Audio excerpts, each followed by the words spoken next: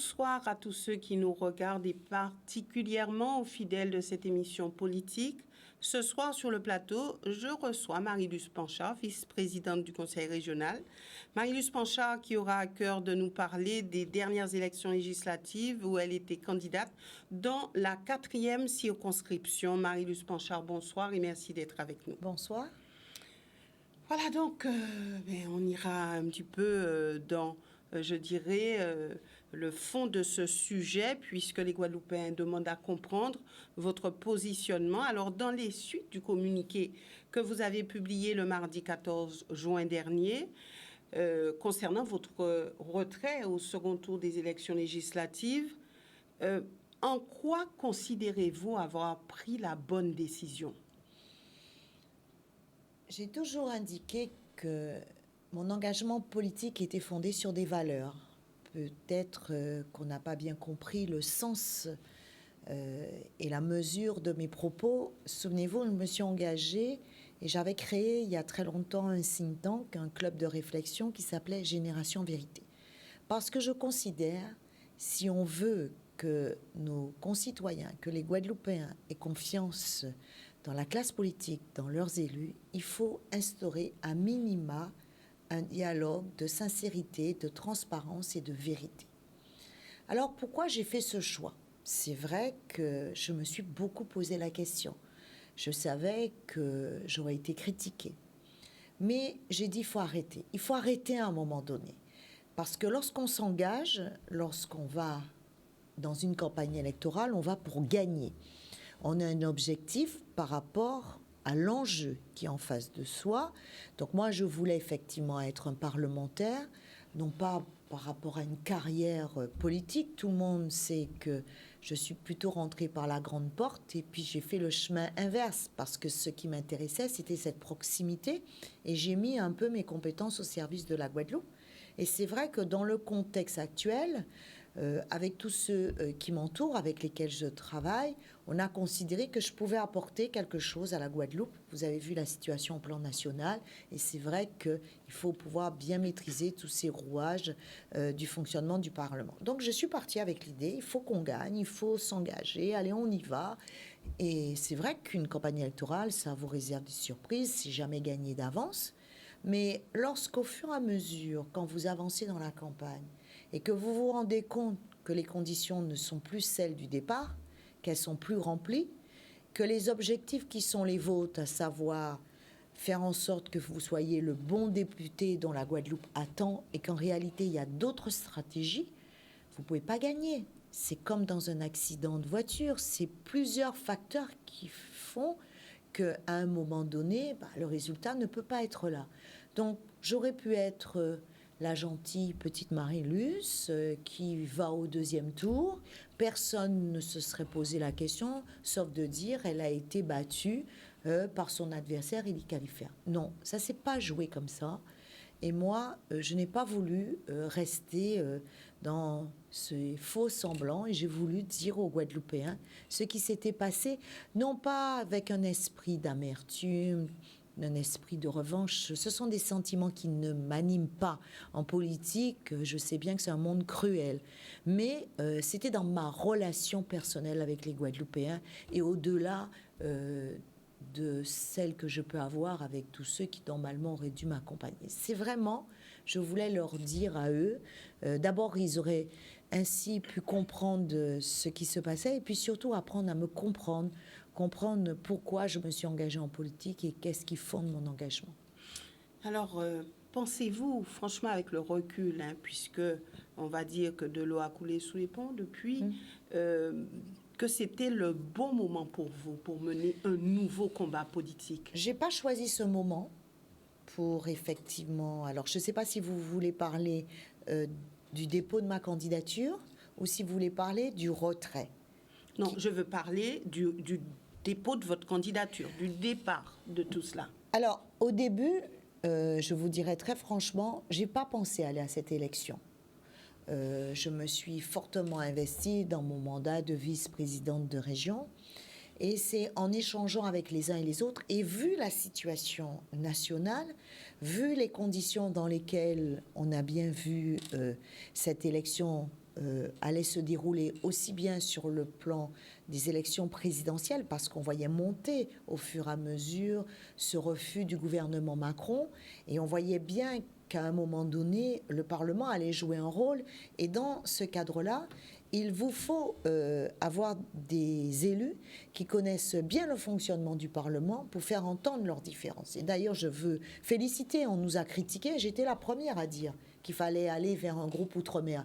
Parce que je veux expliquer aux Guadeloupéens, si vous êtes au sein d'une majorité ou au sein d'une opposition, dans un groupe où il y a 100 parlementaires, vu les sujets d'actualité, bien souvent, et je l'ai constaté puisque j'allais tous les mardis dans le groupe de la majorité présidentielle quand j'étais ministre, les sujets outre-mer passent toujours après. On vous dit on verra ça parce qu'il y a toujours une question d'actualité. Là, on parle de la dette, là, on va parler de la guerre en Ukraine, on va parler du pouvoir d'achat et on ne va jamais parler des problèmes qui concernent les Guadeloupéens.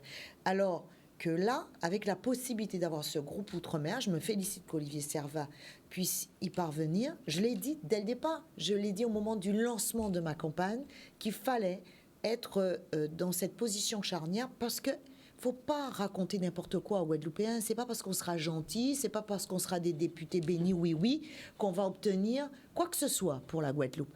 Le Parlement, c'est un lieu de pouvoir, c'est un lieu de rapport de force. Et vous le voyez d'ailleurs dans les prises de position des différents groupes parlementaires. Donc en étant dans ce groupe, à un moment donné, le président doit vouloir chercher une majorité sur un texte. Et bien là, vous pouvez négocier, c'est du chantage, mais c'est ça, c'est comme ça que ça fonctionne. Vous pouvez dire, je vote sur tel texte, qui concerne notamment de voter le budget des armées, parce que l'armée française a besoin de revoir, effectivement, et de se moderniser. Mais en contrepartie, vous dites, OK, si je vote le budget des armées, eh ben je veux 400 millions pour l'eau, je veux qu'on règle le problème des soignants, je veux qu'on traite la continuité territoriale qui n'a jamais été traitée, je veux qu'on regarde la question du fonds d'investissement pour développer nos entreprises, pour qu'effectivement les territoires ultramarins soient beaucoup plus attractifs que d'autres régions de France, alors que même si on a mis ce fonds d'investissement, on voit qu'il fonctionne moins bien que celui de la Corse. Voilà ce qu'on peut essayer d'obtenir en échange effectivement d'un vote sur d'autres textes. Parce qu'il ne faut pas croire, aucun parlementaire n'obtient le vote d'un amendement s'il n'a pas négocié quelque chose en contrepartie. Je peux vous le dire, j'étais bien placée parce que, aussi bien en étant conseillère technique auprès d'un président de la République qu'en tant que ministre de l'Outre-mer, lorsque nous avions des amendements à porter ou à défendre, nous avions ce rapport avec les députés pour donner un amendement qui parfois n'était même pas l'amendement du député, c'était l'amendement du gouvernement, mais on faisait un peu, entre guillemets, cadeau aux députés cet amendement pour qu'il en tire le bénéfice parce qu'on savait qu'on avait la majorité. Oui, je dis des choses qui sont la vérité, puisque j'ai été amenée à le pratiquer pour faire passer un certain nombre. Donc lorsque les députés disent, moi, parfois ce sont des amendements, ce sont des amendements du député, mais parfois vous avez des amendements qui viennent du gouvernement et au lieu que ce soit le gouvernement qui dépose l'amendement, vous le donnez à un député de votre majorité pour que ce député puisse en tirer un bénéfice dans le cadre de son mandat. Donc tout ça, c'est des choses que l'on pratique et donc il faut pouvoir manier tout cela. Donc dans le contexte qui était le nôtre, lorsque j'ai fait ce cheminement, c'était pas évident puisque vous savez, j'ai eu un décès dans ma famille qui m'a marqué, donc il m'a fallu du temps. Donc en début d'année, je me suis dit oui, pourquoi pas, j'irai. Donc je me suis vraiment mobilisée, je me suis donné les moyens pour gagner cette élection. Mais qu'est-ce qui vous a manqué pour être en tête au premier tour? Parce que, à la différence de mon adversaire politique, qui avait effectivement un soutien, mais un soutien réel. De la part de qui? Du Parti socialiste. Fort il peut avoir? Je vais vous dire, quand on voit le sénateur Victorin Lurel faire campagne tous les jours, alors qu'on sait bien qu'Élie Califert n'était pas membre du PS et qu'il y a eu des discussions au sein de la fédération, il n'était pas forcément le candidat voulu par la section PS, mais une fois qu'il a été choisi, une fois qu'il a été désigné, je dirais que tous ses amis se sont mis à ses côtés, ce qui est tout à fait normal, pour l'aider, pour gagner cette élection. Moi, je n'ai pas bénéficié de cela. Mais attendez, vous avez eu l'investiture quand même. Alors, d'abord, je n'ai pas une investiture, c'est un soutien, parce que là-dessus, si on avait clarifié les choses, peut-être que je n'aurais pas été victime de ce vote anti-Macron, parce qu'en fait, quelque part, le parti soutenait 4 candidats, Ferdi Louisi, Justine Bénin qui ont fait le choix de siéger au sein de la majorité présidentielle, alors que moi, le soutien qui devait m'être apporté, il n'a jamais été conditionné par le fait que je devais siéger au sein de la majorité présidentielle, ce d'autant que je l'ai dit publiquement devant ces élus en disant que j'irais dans le groupe Outre-mer. Donc il suffisait de faire un communiqué pour dire que sur 4 candidats que nous soutenons, il y en a 2 qui acceptent d'aller à la majorité présidentielle et 2 autres qui préfèrent aller au niveau du groupe Outre-mer. Ces clarifications n'ont pas été faites. Donc ça, c'est vrai que ça a été très pénalisant pour moi. Après, il y a eu quand même une stratégie, je dirais, municipale en prévision de ce qui allait se jouer en 2026, où on a voulu peut-être ménager la composition de certains conseils municipaux parce que ce sont des conseils qui sont avec plusieurs sensibilités. Et je dirais même, dans cette démarche-là, j'ai eu le sentiment que mon adversaire principal a même été aidé, a été accompagné. Mais il a été aidé par qui? Parce que lorsqu'on connaît qui est le suppléant d'Élie Califert, on peut se poser beaucoup de questions, puisqu'en fait, c'est la suppléante de Daniel Minacci, qui est le binôme, je dirais, du maire de Capesterre, et tous les deux font partie de la majorité départementale. Donc tout ça complique pour les lecteurs qui, sur le terrain, nous disaient très clairement à Madame Dorville et à moi-même, vous êtes sûr que vous êtes soutenus au travers de cette élection, puisque les lecteurs ne comprenaient pas bien ces stratégies. À l'intérieur d'une campagne pour des élections législatives, vous aviez une stratégie différente. Donc, à un moment donné, il y a des doutes qui s'instaurent, des doutes, et ce qui n'incite pas au vote au premier tour. Donc, il n'y a pas eu cette mobilisation au premier tour. Après, de me dire qu'effectivement, au deuxième tour, la mobilisation qui n'était pas là pouvait venir. Mais quand l'écart est aussi important, je ne suis pas dupe. Hein. Vous avez forcément l'effet de la victoire, une certaine dynamique qui se crée pour celui mais sur quoi vous êtes-vous basé? Qu'est-ce qui vous a poussé à croire que vous n'aviez aucune chance au deuxième tour? Mais Madame Boissé, quand vous avez plus de 3000 voix d'avance, mon adversaire avait plus de 3000 voix d'avance, et que derrière, il n'y a pas une volonté réelle avec, je dirais, une implication forte des militants qui étaient sur le terrain lors des élections régionales. Nous ne les avons pas vus pour les élections, ces élections législatives. Donc vous pouvez comprendre que même si vous avez envie de poursuivre et que c'est tout à fait honorable de perdre, il faut accepter de perdre, mais vous perdez la tête haute, oui, vous allez à ce combat-là. Mais lorsque vous vous rendez compte que cette mobilisation n'est pas au rendez-vous et que vous avez des doutes sur l'implication des uns et des autres et que vous pouvez vous poser même la question de savoir est-ce que certains n'attendent pas que vous explosiez en vol pour pouvoir mieux se positionner par la suite à l'occasion d'échéances en 2026 dans la circonscription, tout ça fait un certain nombre d'éléments qu'il faut pouvoir dire stop, moi je ne me laisse pas manipuler. Je m'appelle Marie-Luce Panchard, je me suis engagée en politique sur des valeurs, notamment le respect, la franchise, et j'attendais au moins qu'on puisse avoir, après un certain nombre d'années avec lesquelles j'avais travaillé avec ces élus, qu'on puisse avoir ce dialogue de vérité et de dire les choses très franchement. À ce moment-là, je me serais posé la question, si je n'avais pas le soutien, parce que pour moi, c'était d'une évidence, vous ne pouvez pas travailler, vous pouvez pas travailler avec des gens pendant 5 ans et vous dire à un moment donné qu'ils ne vous soutiennent pas, sauf s'ils ont une bonne, comment dirais-je, une bonne raison, auquel cas ça doit s'exprimer, de dire notre stratégie n'est pas forcément de gagner dans cette circonscription. À la limite, si M. Califert est des parlementaires, ça ne nous gêne pas, ce d'autant qu'il est président de la commission des finances, et auquel cas, moi je me serais positionnée en me disant, j'y vais quand même dans une équation personnelle avec les électeurs de cette 4e circonscription. Ils auraient fait le choix, il y aurait pu avoir à ce moment-là une primaire entre le candidat qu'ils avaient choisi et moi-même. Mais on ne peut pas faire croire qu'on a réglé le problème de cette investiture, de ce positionnement en disant on se met tous derrière une seule candidate parce qu'on veut gagner et qu'en réalité vous vous rendez compte qu'il n'y avait pas vraiment cette volonté-là. Mais alors c'est une émission vérité, alors j'y vais franco.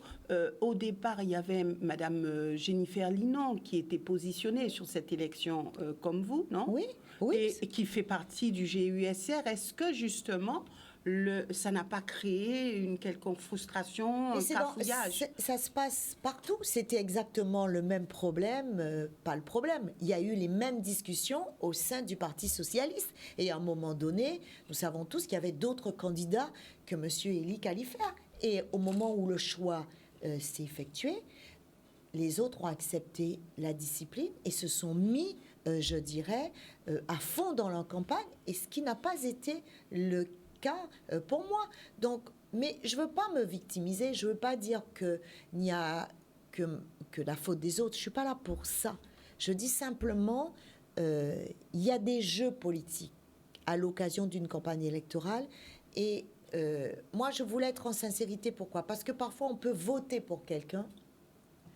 Donc, on pense qu'on vote pour cette personne parce qu'elle a une vision, elle a un objectif, mais parfois on vote pour cette personne et derrière le vote de cette personne, il peut y avoir des accords dont le citoyen, l'électeur n'a même pas connaissance. Et c'est ça qui n'est pas très sain. Et ça peut expliquer... vous savez, depuis que j'ai pris cette décision, j'ai eu des personnes qui effectivement ont critiqué ma décision, mais j'ai eu beaucoup de soutien parce que ce que beaucoup pensaient en disant ben, ça se passe dans toutes les campagnes électorales comme ça, Marie-Luce, ça a été particulièrement violent et effectivement, il faut que ça change et tu as eu raison de le dire. Ben, j'ai eu beaucoup de témoignages en ce sens. Ce qui veut dire que j'ai permis quelque part de libérer cette parole. De cette parole, pourquoi?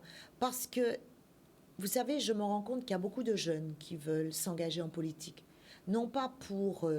reproduire ces pratiques qui sont détestables, pour vraiment se dire qu'ils ont envie de faire avancer leur pays Guadeloupe. Mais lorsqu'ils assistent à une campagne électorale comme celle que je viens de vivre, je pense notamment à ma suppléante Muriel Dorville, qui était à mes côtés et qui s'est rendu compte qu'elle n'avait pas forcément le soutien qu'elle pouvait attendre au niveau de sa propre majorité municipale.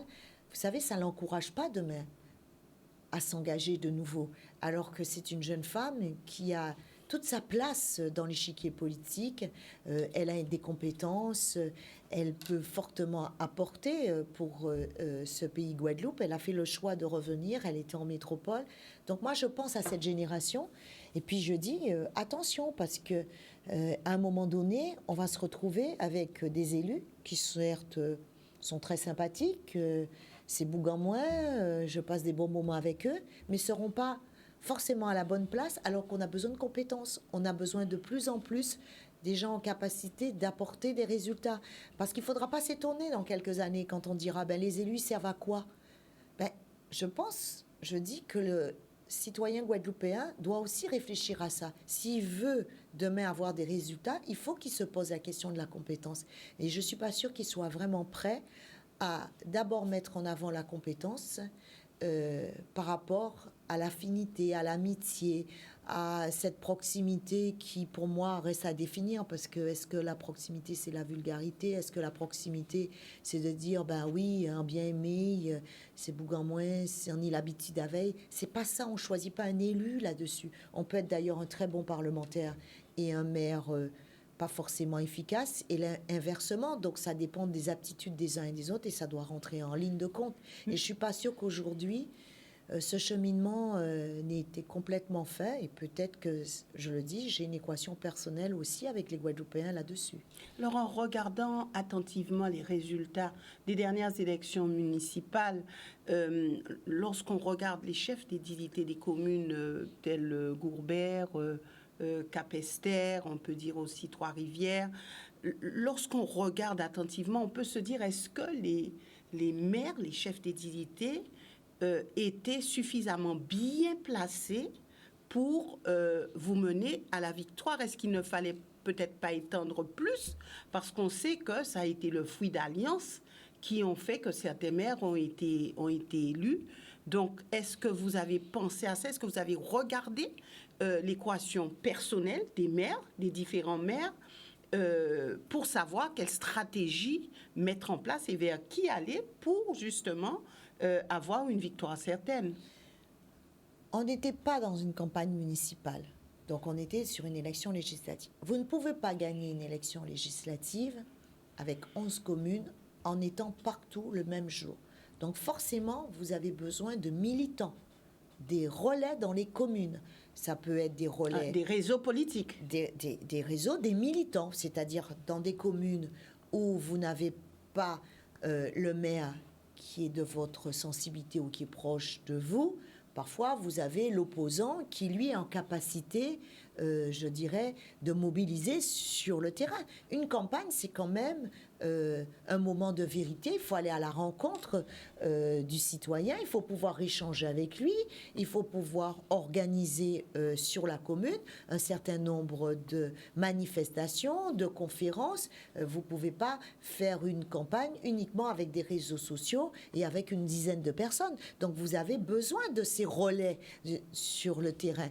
Donc, vous les organisez en fonction des personnes qui vous disent « Je suis disposé à te donner ces relais puisque ce sont les miens, c'est avec eux que j'ai gagné les élections municipales. » Et ils font le travail pour effectivement mobiliser ces relais sur une autre élection. Ça se passe comme ça s'est passé pour les régionales. Nous étions tous mobilisés autour de la candidature du président Henri Chalus. Moi, j'ai un groupe au sein de la ville de Basse-Terre qui s'appelle Basse-Terre en confiance. Nous étions mobilisés pour la campagne des élections régionales. Donc, et pourtant, je n'étais plus maire. Alors justement, comment expliquez-vous, parce que vous aviez le soutien fort, je dirais, et en force même du président Chalus, ça ne vous a pas permis de réaliser un score plus important. Comment est-ce que vous expliquez ça? Parce que les élus qui faisaient partie de cette majorité régionale, cette majorité départementale et cette majorité au niveau du conseil communautaire, il n'y a pas eu cette mobilisation pour effectivement relayer le message du candidat, dire en quoi la candidate sera demain le député qu'il vous faut dans cette circonscription, avoir des arguments pour démonter les arguments faux de l'adversaire qui passait son temps pour dire que j'allais siéger au sein de la majorité présidentielle, même si moi je le disais tous les soirs lorsque j'étais dans une commune. Mais si vous avez 20 personnes qui le répètent pour vous, c'est pas la même chose si vous êtes seul à le dire. Donc c'est la question des relais. Comme il n'y avait pas de mobilisation, vous ne pouvez pas gagner une guerre si vous n'avez pas des soldats. Donc les soldats n'étaient pas là. Donc le président Chalus est un homme seul à vos côtés, on va dire cela. La majorité régionale n'était pas à vos côtés. On a trouvé des soutiens, mais pas suffisamment de ceux qui étaient mobilisés lors des précédentes échéances. C'est très clair. Et ça s'est vu. Et même l'adversaire politique s'en est rendu compte, puisqu'il n'y avait pas de contradiction sur le terrain lorsqu'il faisait un certain nombre de conférences. Nous n'étions pas présents. Donc cette mobilisation, elle était visible. Elle était tellement visible que le citoyen nous le disait, parce que lorsque moi je me déplaçais dans la commune, la question nous était posée en disant: est-ce que vous êtes sûr d'avoir ce soutien-là? Donc c'était bien qu'effectivement les électeurs se rendaient compte qu'il y avait 2 poids, 2 mesures. Et donc on ne peut pas tromper indéfiniment une population en faisant croire qu'on se mobilise pour une candidate et en même temps, derrière, on ne fait pas ce qu'il faut pour qu'effectivement on puisse déployer à la fois l'objet de cette candidature, les biens fondés, le programme, qu'est-ce qu'elle va porter, pourquoi elle veut siéger au groupe Outre-mer. Donc, tous ces éléments n'étaient pas réunis. Donc, après analyse, vous êtes toujours convaincu que le GUSR a voulu votre défaite au profit d'Edi Califert? Je n'irai pas jusque-là. En tout cas, je considère qu'aujourd'hui, les voies et moyens pour nous donner la chance de gagner, c'était pas réuni. On ne s'est pas donné les moyens pour, comment dirais-je, partir en bataille, en ordre de marche pour gagner cette élection. Donc voilà, peut-être qu'effectivement, si les choses avaient été clairement dites, j'aurais fait une autre stratégie. J'aurais peut-être fait une autre stratégie. parce que j'avais été sollicitée par d'autres soutiens, peut-être que j'aurais fait une autre stratégie. Est-ce qu'elle aurait été payante? C'est très facile d'écrire après l'histoire. Les choses sont faites. Est-ce que vous n'avez pas un petit regret quand vous savez, regardez... il ne faut jamais regretter. Moi, je ne regrette jamais. Pour Max Mathiasin, pour Christian Baptiste, qui ne sont pas sortis en tête des élections au premier tour et qui sont aujourd'hui députés. Mais il faut regarder l'élection. Max Mathiasin, il a eu et il a bénéficié d'un front républicain par rapport au candidat Rudy Tolassi. Ça, c'est clair. Il y a eu quand même une mobilisation pour faire ce front républicain. Sur la circonscription de Justine Bénin, même si elle est sortie en tête, l'écart n'était pas très important, il n'était que de 900 voix, et on voyait bien que les réserves de voix bénéficiaient beaucoup plus à Christian Baptiste, parce que tous ceux qui étaient candidats, c'était des candidats élus sur la stratégie, tout sauf Macron. Donc forcément, ils ne pouvaient pas porter leur suffrage sur Justine Bénin, et ça s'est traduit dans les urnes. Donc on n'était pas du tout dans cette circonscription, dans ce cas de figure. Je dis simplement, on aurait eu une mobilisation dans cette circonscription. Je ne serais pas sortie en tête, je serais sortie deuxième, mais avec une mobilisation forte. Vous savez, je n'ai pas peur d'aller aux élections. J'y étais en 2012 et j'ai été dans une configuration extrêmement difficile. Le président Sarkozy venait de perdre les élections présidentielles. Je me suis présentée en face d'un candidat qui n'était pas des moines, qui était Victorin Lurel, qui était président de région, et je me suis présentée en face de lui. Donc je sais ce que c'est qu'une campagne électorale. Mais je dis, il faut un minimum de loyauté, il faut des valeurs, il faut, je dirais, des principes, parce que comment voulez-vous, lorsqu'on voit comment ça fonctionne, comment voulez-vous donner goût à ceux qui demain doivent prendre la relève? Et puis il y a un message que je voulais dire. Je pouvais m'attendre à ce que lorsqu'on voit arriver une nouvelle génération d'élus, qu'on puisse être sur d'autres pratiques où la question des valeurs, des principes soit beaucoup plus importante, et je me rends compte qu'on utilise les mêmes vieilles pratiques et parfois c'est même pire. Et ça, c'est désolant. Qu'est-ce qui est pire? C'est-à-dire que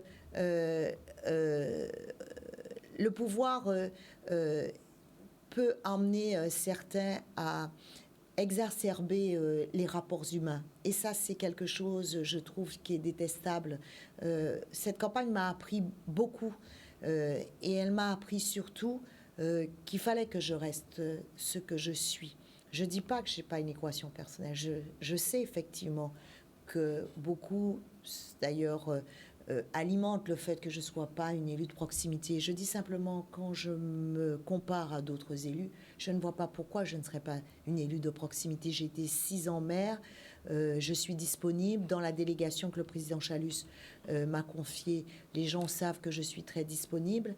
Mais est-ce qu'aujourd'hui, même sur la question de la proximité, parce que vous avez une compétence, forcément vous vous exprimez pas forcément avec le même langage, et donc on transforme votre technicité en arrogance et on dit forcément que vous n'êtes pas dans la proximité. Donc tout ça, c'est des sujets aujourd'hui. Moi, je crois qu'il faut avoir le courage de le dire, et que là-dessus, dans la relation avec le citoyen, il faut pouvoir en parler de cette question de la proximité. La proximité, ça ne veut pas dire l'ignorance. Bien au contraire, la proximité, pour moi, c'est la disponibilité, mais c'est aussi dans le respect des rapports humains. Et moi, je ne peux pas considérer qu'il faut effectivement que je sois une élue qui parle gras, qui soit un peu... voilà, c'est pas ma conception des rapports humains. En tenant compte des forces politiques en présence, je veux parler au niveau local, ne pensez-vous pas quelque part avoir compromis votre avenir politique? En politique, on dit toujours on n'est jamais mort. On peut toujours rebondir. Moi, j'ai le sentiment d'être sortie grandie de cette épreuve.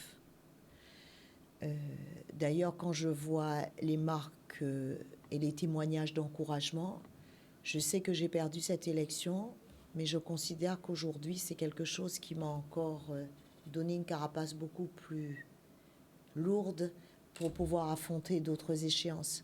C'est vrai qu'il me faudra prendre du recul, je vais prendre ce recul, mais ça ne m'empêchera pas, et je l'ai dit. Alors pour le coup, si j'avais jeté l'éponge en démissionnant de tous mes mandats, ça aurait été un acte de lâcheté, en fait. Ça n'aurait pas été très courageux de ma part. Je continue d'exercer mon mandat. J'ai été élue sur une liste. Donc, je dois aller au bout de mon mandat. Je verrai un peu comment les choses vont se passer. Vous avez vu au plan national, les choses sont extrêmement compliquées. Nous risquons de faire les frais parce que je ne sais pas si aujourd'hui, l'outre-mer, ce sera la priorité du gouvernement qui va être engluée dans des lois qu'il faudra rechercher des compromis, et je ne suis pas sûre que nous serons au centre des débats. Donc, ça va forcément avoir des répercussions au plan local. Comment les choses peuvent se passer, je verrai bien. Mais je ne suis pas une femme du pouvoir. Je reste pas engagée. Le pouvoir pour le pouvoir, ça ne m'intéresse pas. Je dis aussi, moi, je ne suis pas un élu qui recherche absolument un mandat, contrairement à ce qu'on dit au quotidien. Je ne suis pas un élu alimentaire. Je peux vivre sans, effectivement, ce mandat qui est le mien. Je pense qu'effectivement, la Guadeloupe a besoin un peu de tous ses enfants. Je ne dis pas que je suis irremplaçable, hein. Beaucoup d'autres peuvent y contribuer. Tant que j'aurai cette envie, j'ai encore envie de servir mon pays, ben je vais continuer mon chemin. Mais quel est votre avenir au sein de cette collectivité régionale? Aujourd'hui, je me sens très bien au sein de cette collectivité. J'étais en commission permanente. Le président m'a toujours fait confiance. Il continue de me faire confiance. J'exerce ma délégation. Je vais réunir ma commission développement économique. J'ai un certain nombre de dossiers très importants parce qu'il faut qu'on puisse faire le bilan sur l'ensemble des dispositifs qui ont été mis en place pendant cette crise Covid. Donc, je vais poursuivre la tâche qui est la mienne. Nous avons effectivement accéléré le plan de relance. Donc, je vais poursuivre cela. La semaine prochaine, on a une séance plénière. Donc, je serai... Est-ce que vous pourrez travailler en confiance avec les autres élus? Moi, je continuerai de travailler avec les élus qui le souhaitent. Vous savez, il ne faut pas tout mélanger. Il ne faut pas mélanger sa fonction élective avec l'amitié, avec d'autres sentiments. Il faut être dans ce qui doit vous animer, c'est obtenir des résultats. Moi, ce qui m'importe, c'est la relation avec le Guadeloupéen. Moi, je me satisfais de voir, lorsqu'on met en place une politique, qu'on voit les résultats. C'est ce qui m'intéresse, de savoir que demain, les Guadeloupéens seront satisfaits de notre travail. Est-ce que certains élus ont pris de la distance vis-à-vis de vous? Aujourd'hui, c'est difficile de pouvoir le dire parce que je n'ai rencontré que certains élus des membres de la commission permanente. Je n'ai pas eu le sentiment qu'effectivement, il y avait un changement dans nos rapports. Je verrai bien. Mais ça ne m'empêchera pas de travailler. Ça ne m'empêchera pas de travailler. Parce que ce qui m'importe, effectivement, c'est d'abord d'avoir le retour des Guadeloupéens. Et ils me le témoignent bien. Ils me témoignent beaucoup de marques d'affection, d'encouragement. Je me promène à Basse-Terre. J'ai le sentiment d'être acceptée par les Basse-Terriens, acceptée par les Guadeloupéens. Je ne fais pas l'objet d'animosité. Au contraire, j'ai le sentiment que beaucoup de Guadeloupéens se disent Madame Panchard, quand même, elle a certains principes, elle a des valeurs, et elle a eu surtout le courage de dire ce que beaucoup pensaient et n'osaient pas le faire. Vos relations futures avec le GUSR? Mais elles resteront ce que le GUSR souhaite avoir comme relation avec moi. Donc je ne changerai pas, je resterai la femme politique qu'on connaît, et je pense que je peux être utile, et je pense aussi que ça peut permettre effectivement de se poser des bonnes questions pour se dire qu'on peut faire la politique autrement. En politique, on a besoin de référents, on a besoin de repères, on a besoin de retranchement quelquefois. Et alors, est-ce que vous vous êtes demandé, cela, vous pouvez poser un joker si vous le voulez, hein, mais est-ce que vous vous êtes demandé ce que votre mère aurait fait à votre place, votre mère qui était une femme rompue à la chose politique? Est-ce que ça vous a effleuré l'esprit? Non, je ne me suis pas posé la question de me dire, certains m'ont fait la réflexion. Tu dois aller parce que ta mère aurait été jusqu'au bout. Mais je ne suis pas ma mère. Et je n'aspire pas parce que je n'ai pas, je ne prétends pas être Lucette Michaud-Chevry. Je respecte trop la femme politique, donc je ne prétends pas. Je suis Marie-Luce Panchard, avec effectivement mes valeurs, mes principes, ma façon de faire de la politique. Et je dis aujourd'hui très clairement, je ne vois pas pourquoi, pour faire de la politique, je devrais être le clone de Lucette Michaud-Chevry. D'ailleurs, je pense que ce serait une erreur. Parce que je ne pourrais pas réussir. Je n'ai pas sa personnalité. Donc, ce serait un échec total. Et d'ailleurs, je l'ai dit à l'occasion de ce choix de me retirer, je veux dire, il faut aussi qu'on arrête un peu de me faire porter la responsabilité de choses qui ne sont pas de mon fait. Je ne suis pas la première élue dans cette situation. Et je ne vois pas pourquoi j'aurais un traitement différent. Pourquoi je devrais expier pour des faits dont je ne suis pas à l'origine et dont je ne suis pas responsable. Alors que je connais des élus qui ont peut-être un proche, qui ont eu affaire à la justice et on ne leur a pas fait le même traitement. Donc je le dis aux Guadeloupéens, il y a un moment donné, c'est ça mon équation personnelle avec les Guadeloupéens. Si effectivement je dois expier jusqu'à la fin de ma vie, mais je leur demande de réfléchir, personne n'est à l'abri demain de se retrouver dans la situation dans laquelle je suis. Et donc on doit juger une personne par rapport à ce qu'elle porte, par rapport à ses actes, par rapport à son ambition, sa vision, par rapport à ce qu'elle est, et pas au travers de quelqu'un qu'on voudrait soit ressusciter, soit refaire vivre. Non, je pense que chaque période a, je dirais, ses personnalités politiques, et ce qu'elle a pu porter, personne ne pourra le porter. On n'est pas dans la même société, on n'évolue pas dans le même milieu, on n'a pas la même configuration politique. Ce qu'un élu pouvait se permettre dans sa relation avec les Guadeloupéens pouvait faire, aujourd'hui, je ne suis pas persuadée que cet élu pourrait faire la même chose. Parce que le Guadeloupéen ne fonctionne plus. On voit arriver une nouvelle génération. Il y a des jeunes qui aspirent à avoir d'autres rapports avec leurs représentants. Donc tout ça doit être pris en compte. Une société, c'est pas quelque chose de figé. Une société, ça évolue. Et ça évolue avec une population et ça évolue aussi avec les hommes et les femmes qui les représentent. Votre prochain combat? Je ne le fixe pas. Je n'écris pas, moi, ma carrière politique. Beaucoup pensent qu'effectivement, il y a une échéance en 2026. Je vous le dis très sincèrement, je regarderai si les conditions sont réunies. Je ne vais pas dans une campagne électorale pour aller dans une campagne électorale, pour exister, pour pouvoir avoir des temps d'écoute, m'exprimer. Je peux m'exprimer le moment venu. Je dis simplement, quand on se présente, on regarde effectivement si on a la possibilité de gagner une élection parce qu'on va pour exercer une fonction et se mettre au service d'un pays. Donc une manière de dire aux Guadeloupéens, si j'y vais, je n'ai pas jeté l'éponge. Je n'ai pas jeté l'éponge, mais je dis très clairement que j'ai une équation personnelle et que je vais effectivement continuer à être au service des Guadeloupéens. Et si je me rends compte qu'effectivement, je peux avoir ce soutien et que je peux continuer un chemin avec les Guadeloupéens, je le ferai. Mais si je sens que ce soutien, pour des raisons que je respecte, je ne suis pas une femme qui s'accroche au pouvoir. Je respecte, je suis une grande démocrate. Eh bien, j'en tirerai les enseignements. Ma vie, je suis une femme épanouie. Je ferai mon bout de chemin. J'adore mon pays.